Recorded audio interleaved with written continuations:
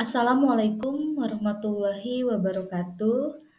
Bertemu lagi dengan saya, Widya Kartika Wirayasa SPD, CGP Angkatan 9 dari Kabupaten Purwakarta.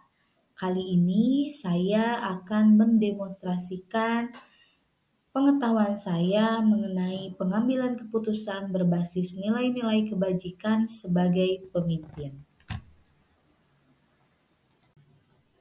Saya masih dibersamai oleh Ibu Neng Mardiana selaku fasilitator dan Bapak Sapkimin sebagai pengajar praktik. Tujuan pembelajaran dari modul 3.1 ini yaitu CGP dapat melakukan suatu analisis sebuah kasus atau penerapan proses pengambilan keputusan berdasarkan pengetahuan yang telah dipelajarinya tentang 4 paradigma, 3 prinsip, dan 9 pengambilan keputusan di sekolah asal masing-masing dan di sekolah atau di lingkungan lainnya. Kali ini saya akan mewawancarai Ibu Rina Nurhayati SSPD, Kepala Sekolah UPTD SDN 1 Tegal Munjul, Kabupaten Purwakarta, mengenai pengalaman beliau tentang pengambilan sebuah keputusan dalam sebuah kasus. Berikut hasil wawancara saya dengan Ibu Rina. Halo, bertemu lagi dengan saya Widya Kartika Wirayasa, CGP Angkatan 9. Kali ini saya dibersamai oleh Ibu Rina, Ibu Kepala Sekolah SDN 1 Tegal Munjul. Apa kabar Ibu? Baik. Ibu, terima kasih ya. Ibu sudah memberikan waktunya untuk saya. Ada hal-hal yang saya pelajari dari kepemimpinan Ibu mengenai pengambilan keputusan yang berbasis nilai-nilai universal. Baik Ibu, hari ini tidak sibuk Bu? Kebetulan alhamdulillah sedang rada longgar. Alhamdulillah ya Bu ya. Begini Bu, dalam CGP ini ada sebuah materi tentang kepemimpinan pengambilan keputusan Bu. Selama ini Ibu pernah tidak mendapatkan kasus yang berkaitan dengan dilema etika atau bujukan moral? Terima kasih atas kepercayaannya mewawancarai saya. Intinya ketika kita bertugas sebagai kepala sekolah itu pasti ada ya pernah berhadapan dengan berbagai masalah. Adapun permasalahan ini apakah dilema etika atau tidaknya ya kita bisa lihat dari mengidentifikasi permasalahan tersebut. Jadi sebelum ketika kita menemukan permasalahan, hal yang pertama itu identifikasi dulu. Jadi pertama harus identifikasi dulu ya Bu ya. Apa yang terjadi karena apa permasalahan itu? Begini nih Bu, kalau Ibu misalnya pernah tidak Ibu mendapatkan sebuah peristiwa yang ketika Ibu mau mengambil keputusan itu semua benar, yang akan Ibu ambil yang mana dulu? Pernah. Di antaranya seperti misalnya seorang guru yang ketika mengadakan tes di kelas ya sekolah, tentunya guru tersebut akan condong memberikan nilai lebih kepada anak yang ikut tes dengan diri dibanding dengan siswa yang tidak memberikan kontribusi pada les gitu ya. Nah itu kan menjadi dilema. Sebetulnya untuk les itu memang diharuskan Baik gitu ya Bu ya, untuk kemajuan pembelajaran. tapi ketika menjatuhkan nilai kepada anak dengan berdasarkan itu tidak baik. Nah, gitu ya. Kita tidak boleh berpihak sebelah ya, tidak harus adil. Kita menentukan nilai ya harus sesuai saja dengan kemampuan anak tersebut, walaupun si anak itu mengikuti les di tempat lain tersebut, di guru tersebut. Jadi harus sesuai gitu ya. jadi kita harus tahu yaitu tadi masalahnya diidentifikasi, mulai permasalahan yang terjadi baru kita bisa menentukan langkah apa yang harus diambil. guru itu harus sehat. Iya. Walaupun dia mengadakan tes terhadap siswa terdidik. Oh, jadi ibu memang pernah mengalami situasi di mana gurunya itu mengajar les di kelas sebetulnya sama-sama baik gitu ya Bu ya. Di satu sisi bisa meningkatkan pengetahuan anak gitu ya, tapi di sisi lain kalau sampai memberikan nilai atas dasar karena anak ini les kasih sayang gitu ya Bu ya, lebih itu salah gitu ya. Merugikan. Iya, jadi langkah-langkah atau prosedur yang dijalankan saat itu mengidentifikasi dulu gitu ya Bu, lalu baru menentukan langkah apa gitu ya tadi Itu secara persuasif. Jadi pada saat itu, pada kasus itu yang ibu ambil langkah apa tuh? Langkah pertama itu sudah identifikasi, saya berbincang dengan guru tersebut. Ibu mengambil secara personal gitu ya? Secara personal, kemudian setelah tahu permasalahannya, alasan dari ya harus bersikap netral. Tidak harus melihat ketika memberikan itu tidak boleh melihat hal yang lain. Ya saja hasil dari anak tersebut. Kalau misalkan tidak bisa dengan cara itu, bisa dengan cara yang lain juga. Misalkan kita berbicara dengan guru yang lebih senior, misalkan ya yang lebih tahu permasalahan dalam di guru. Jadi kalau guru senior mungkin ada yang memang sudah lebih tahu gitu ya Bu ya. Ibu selama ibu mengambil keputusan, ibu yang paling sulit apa sih Bu? Dan membuat ibu kayak bingung nih mengambil keputusan. Sebenarnya kembali lagi ke materi permasalahannya. Ya, kemudian permasalahan itu memang betul-betul dilematis sekali gitu ya. Ketika kita menentukan keputusan yang seperti apa, kita memang tidak bisa digabah. Kita harus mencari informasi, musyawarah dan lain sebagainya. Bila perlu, ketika kita tidak bisa memutuskan, kita mengambil orang yang terdekat di bidang. Yang paling rumit ya kendala ketika kita bertemu dengan orang yang sulit untuk mengerti. Kadang-kadang ada orang yang egois banget gitu ya, orang khusus banget itu untuk mengetahui, mengerti apa maunya itu begitu. Kembali lagi kesabaran kita yang diuji, kesabaran kita yang diuji. Dan kita juga tidak boleh terpengaruh oleh perasaan kita ketika kita menentukan keputusan. Jangan sampai guru itu baik ke saya, suka memberi atau kembali lagi kepala sekolah saja tidak bisa berperasaan seperti itu. Jadi kita harus netral berdasarkan aturan yang memang tidak membuat intinya baik untuk kedua belah pihak. Jadi emang ibu pernah ya Bu yang menemui guru yang ketika sudah nanti dulu gitu. Kembali lagi ke permasalahan. Jadi kan permasalahan itu bisa diselesaikan pada saat itu juga. Kenapa tidak? Oh iya betul ya Bu ya. Daripada menunda-nunda gitu ya Bu ya. Masalah itu lebih baik cepat diselesaikan. Tapi ketika kita ketemu permasalahan yang memang rumit dan sulit, terus memerlukan banyak faktor pendukung, intinya didukung oleh aturan, didukung oleh ini, dan otomatis kita tidak bisa menyelesaikan pada saat itu. Aku juga harus minta waktu untuk minimal sharing dengan teman sebaya yang sama kepala sekolah gitu ya, dengan guru senior, kemudian bisa juga sharing dengan teman-teman kepala sekolah juga belum menemukan jawaban yang pasti, keputusan yang memang pas, bisa kita sharing dengan orang yang memang menentukan di bidang permasalahan.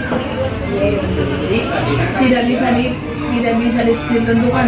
Oh kalau permasalahan harus begini, tidak bisa karena permasalahan pasti berbeda-beda. Hari ini begini, besok begini, nggak akan sama lah secara penyelesaiannya. Jadi gimana kondisional ya Bu ya? Kalau memang bobot masalahnya ringan bisa diselesaikan hari itu juga, ibu akan mengambil keputusan gitu ya Bu ya. Tapi kalau memang kondisi permasalahannya cukup rumit, bila perlu kita bakal iya ya sekolah, orang tua, banyak faktor yang bisa terlibat ya, Bu ya. kita dalam memutuskan masalah. Ibu ada nggak Bu ibu gitu kan misalnya dulu yang selalu bisa ibu andalkan dalam memecahkan kasus? Saya lembaga ketika kita menjadi kepala sekolah itu sangat memerlukan Seseorang gitu ya, kita pasti punya partner kerja. Tidak bisa sendiri, kita pasti tetap memerlukan bantuan orang. Bisa, pokoknya harus ada lah. Apakah guru, apakah teman sejawat, apakah pimpinan kita, harus ada. Iya, Bu, ya. Karena memang pasti kan yang tadi menurut ibu ya, ibu juga harus bisa mencari tahu atau meminta masukan dari mereka. Manusia pasti selalu membutuhkan dukungan orang lain. Ya, kadang-kadang kita kan puasa sebenarnya enggak itu pasti kita membutuhkan saran dan pendapatan. Ada yang yang tidak membutuhkan manusia pasti. Ibu boleh berbagi nggak Bu dari semua pengalaman ibu hal yang bisa ibu petik dari sebuah dilema etika ini apa sih Bu yang bikin jadi bimbang kayak benar dengan benar masalah dia Sebenarnya segala sesuatu pasti ada yang bisa kita ambil kita petik secara psikologi tidak lepas dari ketika kita menghadapi permasalahan kesabaran itu paling utama kita tanamkan di dalam diri kita. Karena apa? Karena dengan kita sabar, dengan kita ikhlas, dengan kita berpikir jernih, insya Allah semua permasalahan bisa kita putuskan dengan baik.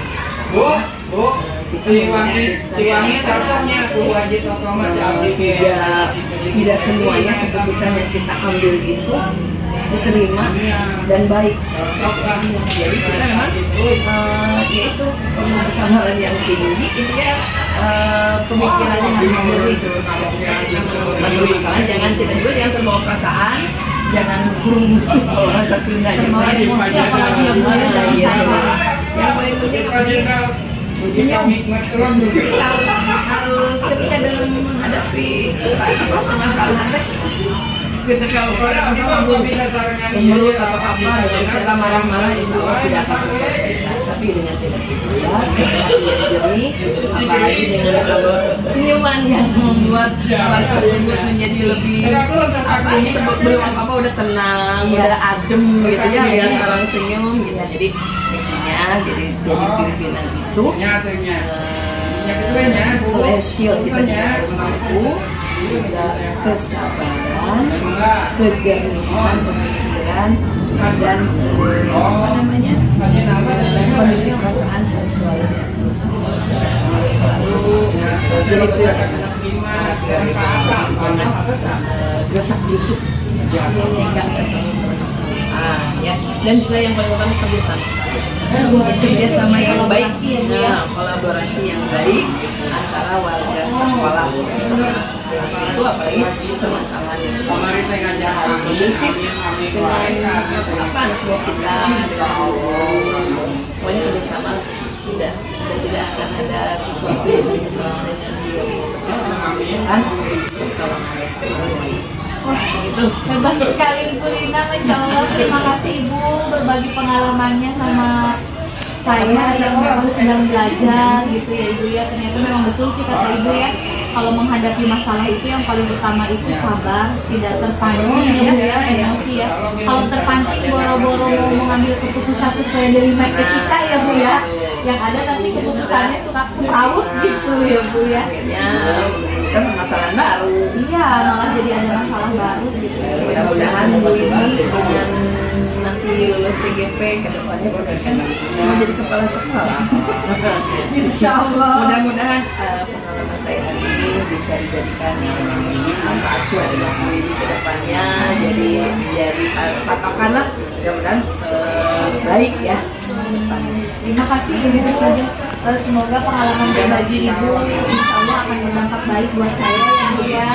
Terima kasih Ibu, semoga sehat selalu, berjaya terus, sukses selalu ya Bu ya. Terima kasih waktunya Ibu.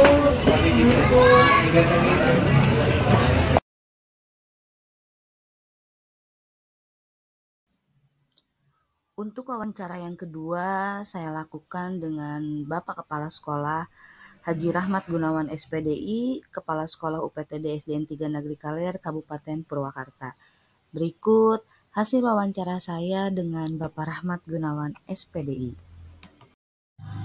Assalamualaikum warahmatullahi wabarakatuh. Bertemu lagi dengan saya Widya Kartika Wirayasa, CGP Angkatan 9. Kali ini saya dibersamai oleh Bapak Kepala Sekolah Hebat, Bapak Rahmat Gunawan SPDI. Selamat siang Bapak. Bagaimana kabarnya Pak? Alhamdulillah sehat. Bapak Ustadz Rahmat ini, Bapak Rahmat ini akan membersamai saya dalam bincang-bincang mengenai kepemimpinan, pengambilan keputusan yang sesuai dengan nilai-nilai universal. Bapak Rahmat, boleh ya Pak ya berbagi sedikit pengalaman Bapak kepada saya yang sedang belajar. Selama ini kan Bapak menjabat sebagai kepala sekolah, pastinya Bapak pernah berhadapan dengan situasi yang cukup dilematik gitu Pak. Ada yang disebut dengan dilema etika dan bujukan moral, di mana bujukan moral adalah sesuatu yang memang akan bertentangan dengan hukum. Boleh Bapak menceritakan ada tidak pengalaman Bapak yang merupakan kasus dilema etika atau mungkin kasusnya itu malah bujukan moral gitu? Terima kasih. Banyak pengalaman terkait dengan kasus-kasus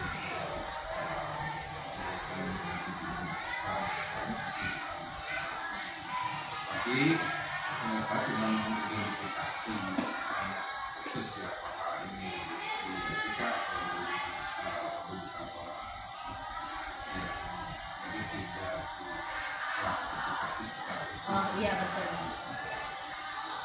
Cuman banyak kasus-kasus terjadi terkait dengan kasus etika.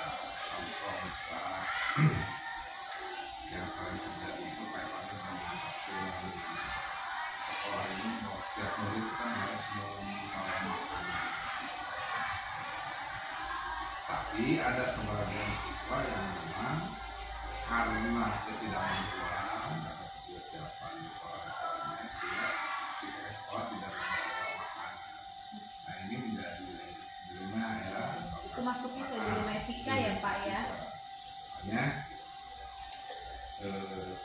apakah perlu penerapan kedisiplinan satu sisi, aturan satu sisi juga kita memahami tentang kondisi anak. Banyak seperti itu.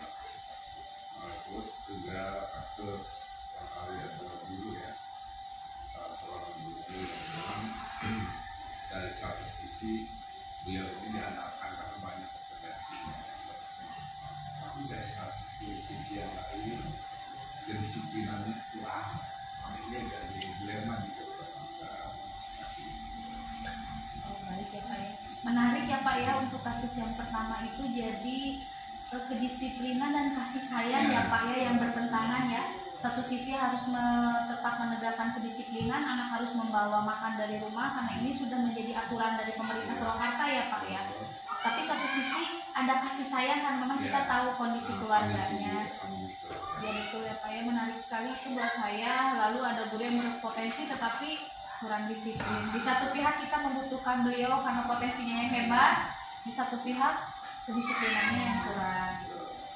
Nah, baik Bapak, dalam pengambilan di sekolah, terutama untuk kasus yang keduanya kepentingannya sama-sama besar, sama-sama benar gitu kan, memiliki nilai kebajikan. Bagaimana Bapak mengambil keputusannya seperti itu? Ya.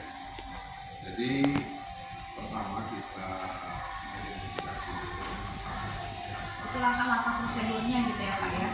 kasus yang tadi kita identifikasi misalnya seperti itu, kemudian kita kumpulkan fakta terkait dengan kenapa siswa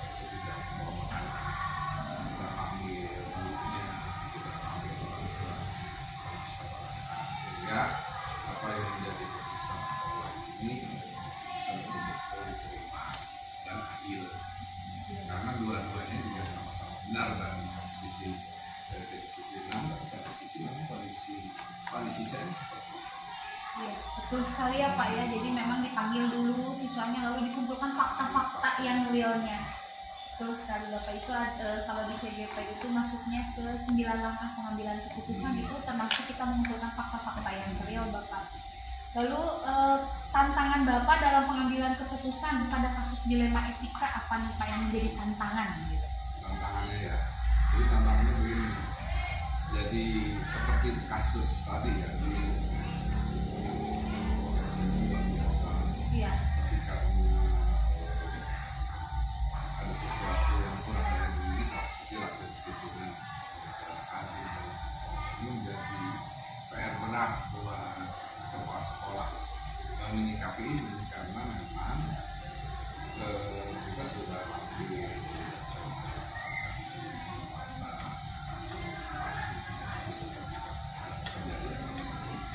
nah, ketika kita mau melangkah pada sanksi yang lebih berat, sanksi misal kita sudah komunikasikan di sekolah, ini menjadi sanksi berat yang saya rasakan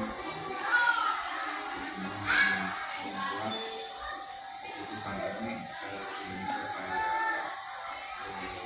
dapat sendiri, tapi harus benar-benar melibatkan berbagai komponen, guru, pengambilan, pengawal. Jadi intinya ketika memang ada yang sulit, Bapak akan berkolaborasi Iya. balik gitu ya, berbicara dulu atau apa ya, setidaknya berbagi pikiran gitu ya kepada seseorang yang memang Bapak anggap lebih kompeten gitu ya. Seperti bisa dari pengawas atau rekan sesama kepala sekolah seperti ini Pak ya. Baik, Bapak bisa diceritakan nggak tatkala Bapak menghadapi sebuah masalah nih Pak dilema etika? Apa Bapak memang menjadwalkan, saya nggak mau masalah ini di nanti, saya mau hari ini juga beres, atau memang sengaja Bapak jadwalkan, oke setidaknya seminggu ke depan harus beres, ada penjadwalan. Bisa nggak Bapak ceritakan apakah Bapak memang memiliki jadwal khusus untuk penyelesaian masalah harus hari itu juga atau tidak? Tidak sebenarnya, karena menyelesaikan masalah itu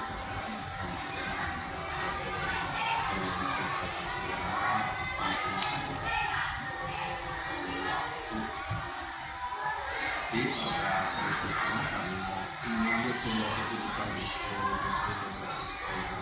berat, karena dicoba tidak terlalu tergesa-gesa. Saya biasanya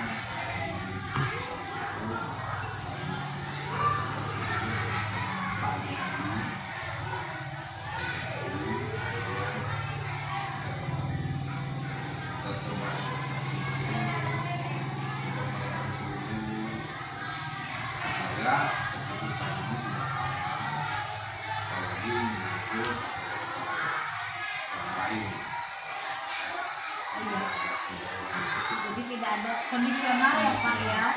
Jadi kalau memang kondisinya memang membutuhkan pertimbangan yang cukup lama, maka ya memang tidak bisa diambil keputusan hari itu juga. Tapi kalau memang kondisinya memang bisa diselesaikan secepat mungkin, kenapa tidak gitu ya Pak ya.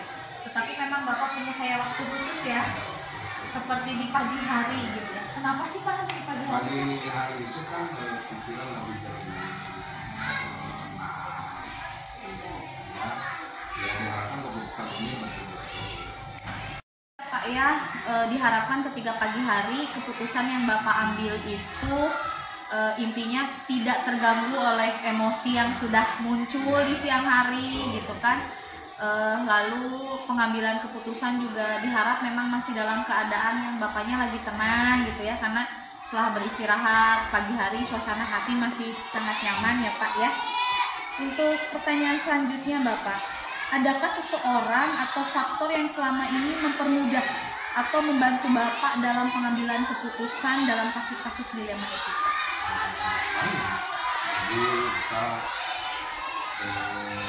saya sering bermusyawarah dengan pendapat kasus-kasus yang terjadi berkaitan dengan kasus-kasus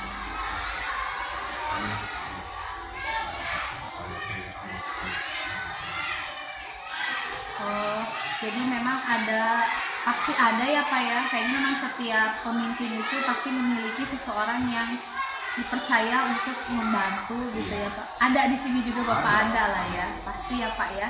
Kebetulan juga tadi saya juga berwawancara dengan ibu kepala sekolah saya sebelumnya, memang menurut beliau kita itu memang membutuhkan orang atau istilahnya yang kepercayaan gitu ya untuk membantu kita memberikan masukan ketika pengambilan keputusan, apalagi berhubungan dengan dilema etika.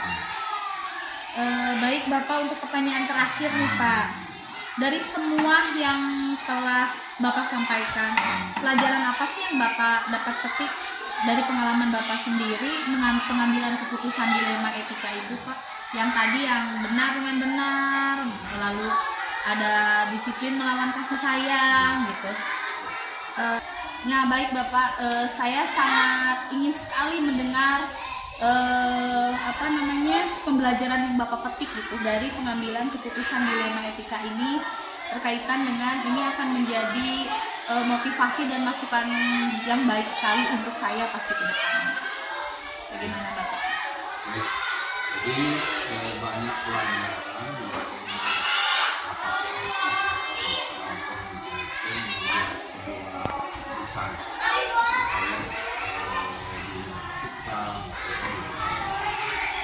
kemudian apa yang menjadi pelajaran itu pertama bahwa setiap keputusan itu mengandung resiko. Karena mengandung resiko, maka setiap keputusan itu satu harus betul-betul diidentifikasi persoalannya, kemudian betul-betul kita mengetahui fakta-fakta, kemudian setelah itu kita mencari jalan keluarnya. Jalan keluarnya itu bisa melalui kita, bisa melalui masukan-masukan dari kita, kemudian setelah teridentifikasi jalan keluar atau langkah-langkah yang tadi, maka tetapkan menjadi sebuah keputusan yang memang setiap keputusan kan juga bisa menguntungkan kedua belah pihak. Betul. Yang satu pihak merasa dirugikan. Nah, bagaimana caranya agar keputusan ini juga walaupun keputusan ini akan memberatkan salah satu pihak, tapi walaupun caranya pihak itu akan bisa menerima. Ini yang barangkali trik bahasa-bahasa yang disampaikan.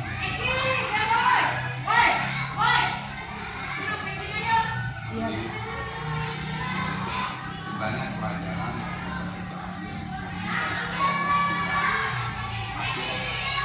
dan ini membuat orang itu semakin matang, semakin bijak.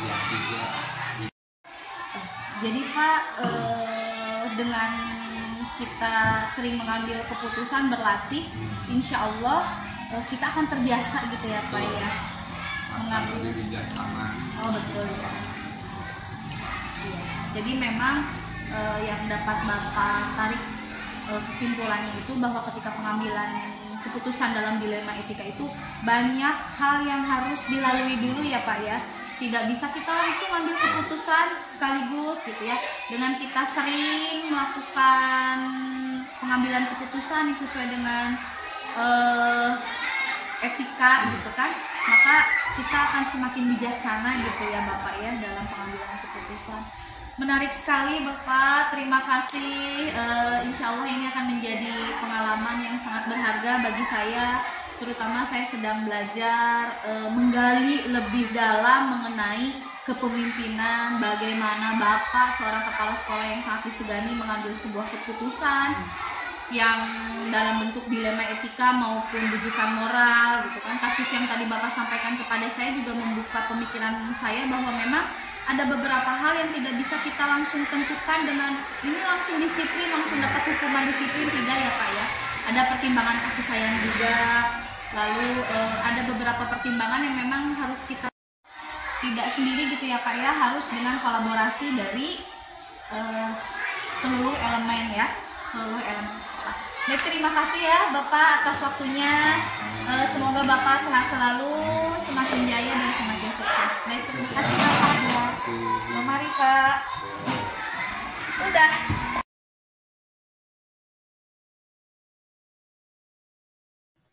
Setelah saya mewawancarai dua kepala sekolah tersebut, berikut hasil analisis dan refleksi dari saya. Yang pertama, hal menarik yang muncul ketika saya mewawancarai adalah kedua Kepsek memiliki cara dan pandangan berbeda mengenai penyelesaian suatu permasalahan. Namun demikian, kedua kepala sekolah berpijak pada nilai-nilai kebajikan dan sama-sama mengedepankan pengambilan keputusan dengan lebih hati-hati dan tanpa emosi. Yang kedua, dari kedua kasus yang disampaikan kepala sekolah tersebut, keduanya sama-sama mengambil keputusan dengan paradigma rasa keadilan dan rasa kasihan, dengan prinsip berpikir berbasis rasa peduli. Selanjutnya, dalam pengambilan keputusan sebagai pemimpin, hendaknya harus memperhatikan segala aspek kompetensi, langkah-langkah pengambilan keputusan, serta merefleksikan nilai-nilai kebajikan yang harus dijunjung oleh sekolah.